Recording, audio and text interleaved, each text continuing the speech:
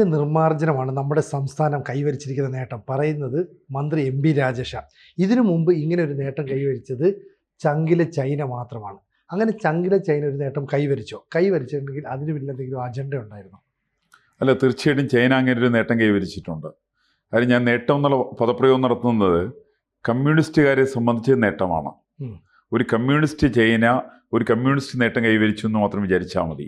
1958 തുടങ്ങിയിട്ട് 62 വരെയുള്ള 4 വർഷക്കാലം കൊണ്ട് ചൈനയിൽ അതിദാരിദ്ര്യം പൂർണ്ണമായിട്ട് നിർമ്മാർജ്ജനം ചെയ്തു. അവിടെ ദാരിദ്ര്യമുള്ള ജനങ്ങളെ പിന്നെ ഉണ്ടായിട്ടില്ല. അതൊക്കെ വസ്തുതയാണ്. പക്ഷേ അതിൻ്റെ അതിനെക്കുറിച്ച് പറയുന്നത് ഗ്രേറ്റ് ലീപ്പ് ഫോർവേഡ് എന്നാണ് പേര് കൊടുത്തത്. അന്ന് മാവോ സേതുങ്ങാണ് പേരിട്ടത്. അന്ന് അങ്ങനെ കമ്മ്യൂണിസ്റ്റ് പാർട്ടിയുടെ ചെയർമാനാണ് അദ്ദേഹം.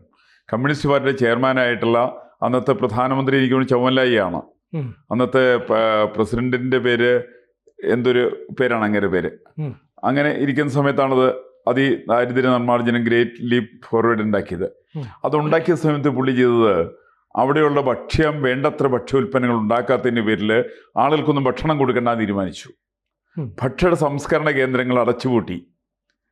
അങ്ങനെ അടച്ചുപൂട്ടിയിട്ട് ഭക്ഷണത്തിന് വേണ്ടിയിട്ട് ആളുകൾ ചെയർമാൻ മാവോ സേതുങ് ഞങ്ങൾക്ക് ഭക്ഷണം തരുമെന്ന് പറഞ്ഞ് അവിടെ കിടന്ന് ഭക്ഷ്യ ഗോഡൗണുകളുടെ മുമ്പിൽ കരയുന്ന ജനങ്ങളുടെ ചിത്രമുണ്ട്. ഒരു നേരത്തെ ആഹാരം കിട്ടാതെ കണ്ട് മാസങ്ങളോളം കഷ്ടപ്പെട്ട ജനങ്ങളുടെ ചിത്രമുണ്ട്. എല്ലും തൊലിയുമായിട്ട് ചേർന്നുള്ള ചിത്രം. നമുക്കൊരു മനസ്സിലാക്കേണ്ട വസ്തുത, ചൈനയിൽ ഏറ്റവും കൂടുതൽ ബുദ്ധമതക്കാരാണ്. ഈ ബുദ്ധമതം ഉണ്ടായത് ഹിന്ദുമതത്തിൽ നിന്നാണ്. സാക്ഷാൽ ഭഗവാൻ ശ്രീബുദ്ധൻ ഇത് ആരംഭിക്കാനുള്ള കാരണം ഹിന്ദുമതത്തിലെ ഹിംസയാണ് അദ്ദേഹത്തെ മതം ഉണ്ടാക്കാൻ പ്രേരിപ്പിച്ചത്. അതുകൊണ്ട് ബുദ്ധമതക്കാർ മുഴുവൻ അഹിംസാവാദികളാണ്. അങ്ങനെയുള്ള അഹിംസാവാദികളാണ് ഇന്നിപ്പോൾ ഏറ്റവും കൂടുതൽ പച്ചമാംസം കഴിക്കുന്ന ആളുകൾ. ഹിന്ദുക്കൾ പച്ചമാംസം കഴിക്കില്ല, ക്രിസ്ത്യാനികൾ കഴിക്കില്ല, മുസ്ലിങ്ങൾ കഴിക്കില്ല. മറിച്ച് പച്ചമാംസം കഴിക്കുന്ന ഏക ജനത ലോകത്തിൽ അവശേഷിക്കുന്നത് ചൈനയിലാണ്. ഇപ്പം നമുക്കറിയാലോ, വുഹാനിൽ പ്രശ്നമുണ്ട്. അവിടെ നിന്നാണ് കോവിഡിൻ്റെ ആരംഭം. ഈ കോവിഡിന് തുടക്കം കുറിക്കുന്നത് വവ്വാലിൻ്റെ പച്ചമാംസം കഴിച്ചെന്നാണ് പറയുന്നത്.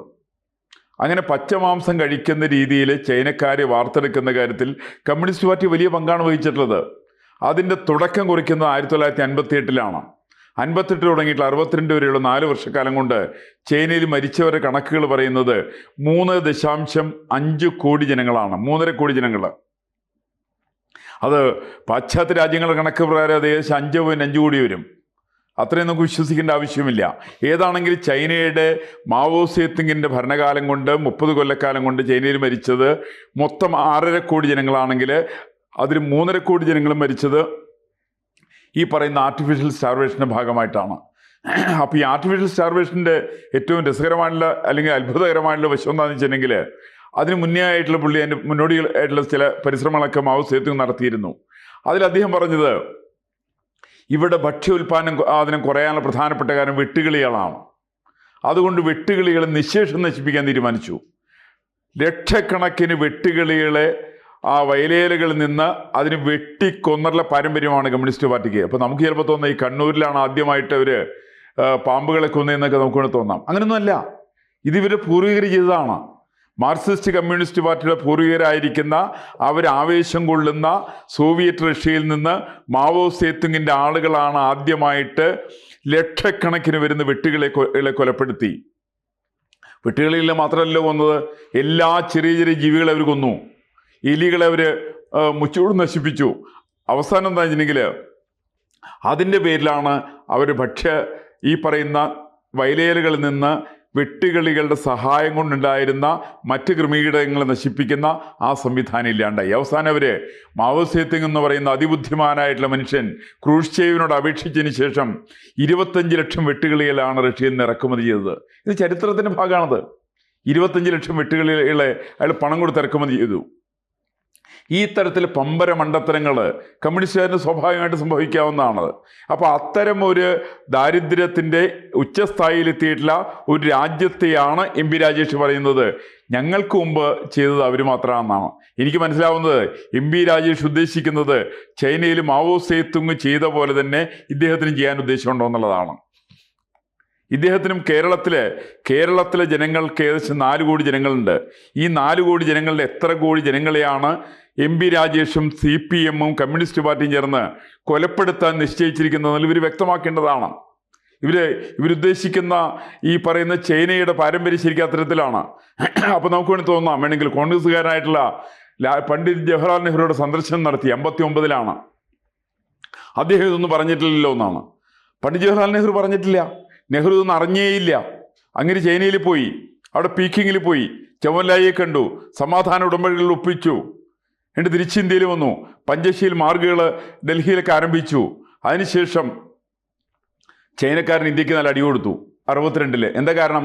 ചൈന ഇന്ത്യയെ ആക്രമിക്കാനുള്ള മുഖ്യമായിട്ടുള്ള കാരണം ഈ പറയുന്ന ആർട്ടിഫിഷ്യൽ സ്റ്റാർവേഷൻ നിമിത്തം മരിച്ച ചൈനയിലെ കോടിക്കണക്കിന് ആളുകൾ മരിച്ചതിൽ നിന്നുള്ള ജനങ്ങളുടെ ശ്രദ്ധ മാറ്റിയെടുക്കുവാനുള്ള പരിശ്രമമായിരുന്നു ചൈന നടത്തിയത്. അതിനാണ് കേരളത്തിൽ കമ്മ്യൂണിസ്റ്റ് പാർട്ടി പിന്താങ്ങി. EMS പറഞ്ഞല്ലോ, ചൈനയുടെ നിന്നും ഇന്ത്യയുടെ എന്നും പറയുന്ന ഭാഗത്താണ് യുദ്ധം നടക്കുന്നതെന്ന് പറഞ്ഞത് സാക്ഷാൽ EM ശങ്കരൻ നമ്പൂതിരിപ്പാടാണ്. അതുകൊണ്ടാണ് ONV കുറിപ്പ് ആ സമയത്ത് എഴുതി. അദ്ദേഹത്തിൻ്റെ ഗംഭീരമായിട്ടുള്ള പാട്ടുണ്ട്.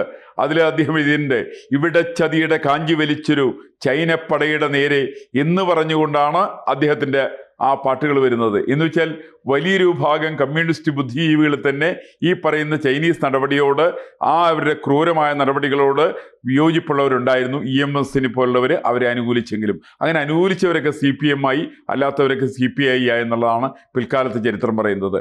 ഇതെല്ലാം സൂചിപ്പിക്കുന്നത് എന്താ വെച്ചിട്ടുണ്ടെങ്കിൽ ആർട്ടിഫിഷ്യൽ സ്റ്റാർവേഷൻ ലോകം നമ്മൾ പലപ്പോഴും ധരിക്കാറുണ്ട്. ഏറ്റവും വലിയ കൊലപാതക ആരാന്ന് ചോദിച്ചിട്ടുണ്ടെങ്കിൽ ഹിറ്റ്ലറാന്ന് പറയും. ഹിറ്റ്ലർ എത്ര പേരെ കൊന്നിട്ടുണ്ട്? അതിന് കണക്കാണോ മാവോ സേത്തുങ്ങിനുള്ളത്? മാവോ സേത്തുങ് തൻ്റെ 3 പതിറ്റാണ്ട് കാലത്തോളം അദ്ദേഹം ഒടുക്കിയത് 6.5 കോടി ജനങ്ങളെയാണ്. ലോക ചരിത്രത്തിലില്ല. ഇദ്ദേഹമായിട്ട് മത്സരിക്കാൻ സാധിക്കുന്ന ഏക വ്യക്തി ലോകത്തുള്ളത് സ്റ്റാലിൻ മാത്രമാണ്. അല്പം താഴെ നിൽക്കുന്ന ആൾ സ്റ്റാലിൻ മാത്രമാണ്. ബാക്കി ആരും ഒരു കോടി പോലും ആരും കടന്നിട്ടില്ല. അത്രയും ആളുകളെ കൊലപ്പെടുത്തിയിരിക്കുന്ന മാവോ സേത്തുങ് കൊലപ്പെടുത്തിയത് ഈ പറയുന്ന കൃത്രിമ ഭക്ഷ്യക്ഷാമം നിമിത്തമാണ്. അന്ന് സംഭവിച്ചെന്ന് വെച്ചിട്ടുണ്ടെങ്കിൽ അവിടെയുള്ള എല്ലാ ഭക്ഷ്യ ഗോഡൗണുകളും ഇവർ അടച്ചുപൂട്ടി, ആളുകൾക്ക് ഭക്ഷണം കൊടുത്തില്ല, റേഷൻ വിതരണം നടത്തിയില്ല, ഭക്ഷ്യധാന്യങ്ങളൊന്നും കൊടുത്തില്ല, ആളുകൾക്ക് ഭക്ഷണം കഴിക്കാൻ നിവൃത്തിയില്ലാണ്ടായി. സാധാരണ ചൈനക്കാരൻ പട്ടിമാംസം കഴിക്കാൻ തുടങ്ങിയത് 1959 ശേഷമാണ്. അത് കമ്മ്യൂണിസ്റ്റ് ഭരണത്തിന് ശേഷമാണ്. കാരണം കമ്മ്യൂണിസ്റ്റ് ഭരണത്തിലുണ്ടായിട്ടുള്ള ഭക്ഷ്യ ഉൽപ്പന്നങ്ങൾ ലഭിക്കാതെ വന്ന സാഹചര്യത്തിലാണ് ഇത്തരം സംഭവം ഉണ്ടായത്. അപ്പോൾ അതുമായിട്ടാണ് ശ്രീമാൻ MB രാജേഷ് കേരളത്തെ തുലനം ചെയ്യുന്നത്. കാരണം കേരളത്തിൽ അദ്ദേഹം അതിദാരിദ്ര്യ നിർമ്മാർജ്ജന മേഖലയായിട്ട് കേരളത്തെ അദ്ദേഹം പ്രഖ്യാപിക്കുന്ന സമയത്ത് അദ്ദേഹം നമ്മളോട് പറയുന്നത്, ഞങ്ങൾക്ക് മുമ്പിൽ ഒരേ ഒരു മാതൃകയേ ഉള്ളൂ, ആ മാതൃക ചൈനയുടെ മാതൃകയാണ്. ആ ചൈനയുടെ മാതൃക എന്താണെന്നുള്ള വിവരം അദ്ദേഹം MB രാജേഷും കമ്മ്യൂണിസ്റ്റുകാർ സ്വതവേ പുസ്തകം വായിക്കാറില്ല എന്നൊക്കെ എനിക്കറിയാം. എൻ്റെ അവരോടുള്ള അപേക്ഷ, നിങ്ങൾ ചരിത്രം പഠിക്കണം, നിങ്ങൾ ചരിത്രം മനസ്സിലാക്കണം. ചരിത്രത്തിൻ്റെ പിന്നാമ്പുറങ്ങൾ ഇത്തരം കമ്മ്യൂണിസ്റ്റ് വൈതാളികന്മാർ നടത്തിയിരിക്കുന്ന നിഷ്ഠൂരമായിട്ടുള്ള കൊലപാതകങ്ങളുടെ നിരവധി ചിത്രങ്ങൾ ഇതിന് പിന്നിലുണ്ട്. ആ ചിത്രങ്ങളെ സംബന്ധിച്ച് നിങ്ങൾ ബോധ്യപ്പെടുത്തണം. നിരവധി സാമ്പത്തിക ശാസ്ത്രജ്ഞന്മാർ അതിനെക്കുറിച്ച് പറഞ്ഞിട്ടുണ്ട്. എന്തിനധികം പറയുന്നത്, ചൈനയുടെ തന്നെ അക്കാലത്ത് പ്രസിഡന്റ് പറഞ്ഞ വാക്ക് 30% പേര് ഭക്ഷ്യക്ഷാമം നിമിത്തം മരിച്ചു, 70% പേര് ഈ പറയുന്ന ആർട്ടിഫിഷ്യൽ സ്റ്റാർവേഷൻ്റെ ഭാഗമായിട്ട് മരിച്ചു എന്ന് പറഞ്ഞത് ഞാൻ പറഞ്ഞതല്ല. അത് ചൈനയുടെ അന്നത്തെ പ്രസിഡൻ്റായിട്ടുള്ള ആൾ അസന്നിഗ്ധമായിട്ട് പ്രഖ്യാപിച്ചിട്ടുണ്ട്. ഇതെല്ലാം ബോധ്യപ്പെടുന്നത് കമ്മ്യൂണിസ്റ്റ് പാർട്ടി കേരളത്തിൽ കൊണ്ടുവരാൻ ശ്രമിക്കുന്നത് ഒരു ചൈനീസ് മോഡലാണെങ്കിൽ ഇന്ത്യയിൽ കേരളത്തിൽ എത്ര ആയിരങ്ങളാണ് മരിക്കാൻ വേണ്ടി പോകുന്നത് എന്നുള്ളതാണ് വലിയൊരു ആശങ്ക എന്നെ സംബന്ധിച്ചുള്ളത്. കാരണം അദ്ദേഹം എടുത്തു കാണിച്ചത് നമ്മുടെ മുമ്പിൽ ചൈനീസ് മാതൃകയാണ്. ആ ചൈനീസ് മാതൃക കൊലപാതകത്തിൻ്റെ മാതൃകയാണ്, ഭക്ഷ്യക്ഷാമത്തിൻ്റെ മാതൃകയാണ്, ആർട്ടിഫിഷ്യൽ സ്റ്റാർവേഷൻ്റെ മാതൃകയാണ്. അത് കേരളത്തിൽ കൊണ്ടുവരുമെന്നാണോ ഈ പറയുന്ന MV ഗോവിന്ദൻ മാഷും, അല്ലെങ്കിൽ ഇപ്പോൾ ഗോവിന്ദൻ മാഷ് ഇന്നലെ പറഞ്ഞതിനെ കുറിച്ച് നമ്മുടെ എല്ലാ പാർട്ടി പ്രസിഡന്റ് അധ്യക്ഷന്മാരുടെയൊക്കെ യോഗത്തിൽ അദ്ദേഹം പറഞ്ഞ അങ്ങനെയൊക്കെയാണ്. എനിക്ക് കോൺഗ്രസിന് KPCC പ്രസിഡന്റും BJPയുടെ സംസ്ഥാന അധ്യക്ഷനൊക്കെ ഉണ്ടായിരുന്നു. അവരെയൊക്കെ മുൻനിർത്തിക്കൊണ്ട് അദ്ദേഹം പറഞ്ഞത്, ഞങ്ങൾ ഇത് കൊണ്ടുവരാൻ വേണ്ടി പോവാണ്, ഇതിനു മുമ്പ് ആകെ കൊണ്ടുവന്നിരിക്കുന്നത് ചൈന മാത്രമാണ്. ചൈന കൊണ്ടുവന്ന ഏതാണെന്നുള്ള വിവരം ശ്രീമാൻ MV ഗോവിന്ദൻ മാഷ് സത്യസന്ധമായിട്ട് മനസ്സിലാക്കിയതിനെ സംബന്ധിച്ച് പൊതുസമൂഹത്തിൽ അദ്ദേഹം പറയാൻ വേണ്ടി തയ്യാറാവണമെന്നാണ് എൻ്റെ ഇക്കാര്യത്തിലുള്ള അപേക്ഷയുള്ളത്. ശരിക്കും പറഞ്ഞാൽ ഈ ചൈന ചെയ്തത് മണ്ടത്തരമാണെന്ന് പിന്നീട് വരുന്ന ഈ ഭരണാധികാരികൾ മനസ്സിലാക്കുകയും അല്ലെങ്കിൽ നമ്മുടെ കേരളത്തിലെ CPM മനസ്സിലാക്കാതിരിക്കുകയുമാണ് ചെയ്തത്. അതിന് 2 തരത്തിലുണ്ട്. കമ്മ്യൂണിസ്റ്റ് പാർട്ടിക്ക് തെറ്റാൻ തോന്നുന്നില്ല. 3.5 കോടി ജനങ്ങൾ ഒരു സമയത്ത് മരിച്ചു, മൊത്തം 6.5 കോടി ജനങ്ങൾ മരിച്ചു എന്നുള്ളതും കമ്മ്യൂണിസ്റ്റ് പാർട്ടിക്ക് തെറ്റല്ല.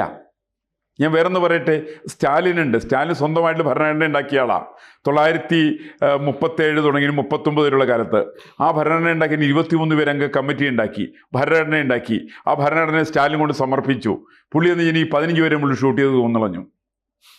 ബാക്കി 8 പേരെ അവശേഷിച്ചുള്ളൂ. സ്റ്റാലിൻ്റെ പൊളിറ്റ് ബ്യൂറോ ഉണ്ട്, അതിൽ 21 അംഗങ്ങളാണ്. 21 പേരെയും പുള്ളി അങ്ങോട്ട് കൊന്നുകളഞ്ഞു. പുള്ളി മാത്രമേ അവശേഷിച്ചുള്ളൂ. ഇതൊന്നും സ്റ്റാലിന് തെറ്റായിട്ട് തോന്നിയിട്ടില്ല. ഈ സ്റ്റാലിന് തെറ്റായിട്ട് തോന്നാത്തത് പോലെ തന്നെ മാവോ സേത്തുങ്ങിനും തെറ്റായിട്ട് തോന്നിയിട്ടില്ല. അതുകൊണ്ട് തന്നെ ഇവിടുത്തെ ഗോവിന്ദ മാഷിനും തെറ്റായിട്ട് തോന്നിയിട്ടില്ല, എം പി രാജേഷിനും തെറ്റായിട്ട് തോന്നിയിട്ടില്ല. അപ്പോൾ ഇവർ വസ്തുതകൾ ഒന്നുകിൽ പഠിച്ചിട്ടില്ല, ഇവർ മനസ്സിലാക്കിയിട്ടുള്ള കാര്യങ്ങൾ ഇവർ തെറ്റായിട്ട് ജനങ്ങളുടെ മുമ്പിൽ അവതരിപ്പിക്കുന്നു എന്നുള്ളത് മാത്രമേ ഉള്ളൂ. അപ്പോൾ അതുകൊണ്ട് ഇവർ തിരുത്തും എന്ന് പ്രതീക്ഷിക്കാൻ നിവൃത്തിയില്ല. ഒരു സംഗതികൾ തിരുത്തണം എന്നുണ്ടെങ്കിൽ അതിന് വിവേകം വേണം. ആ വിവേകമുള്ള പ്രസ്ഥാനത്തിൻ്റെ പേരല്ല കമ്മ്യൂണിസം എന്നുള്ളത്. വിവേകമില്ലാത്തവരുടെ കൂട്ടായ്മയാണ് കമ്മ്യൂണിസം എന്നുള്ളത്. അവിവേകികളുടെ കൂട്ടായ്മയാണത്. അതുകൊണ്ട് അതിൽ നിന്ന് ഒരു തിരുത്ത് പ്രതീക്ഷിക്കാൻ സാധ്യമല്ല. കൂടുതൽ വാർത്തകളും വിശേഷങ്ങളും നിങ്ങളിലേക്ക് എത്താൻ ABC മലയാളം സബ്സ്ക്രൈബ് ചെയ്യുക, ബെൽ ബട്ടണും അമർത്തുക.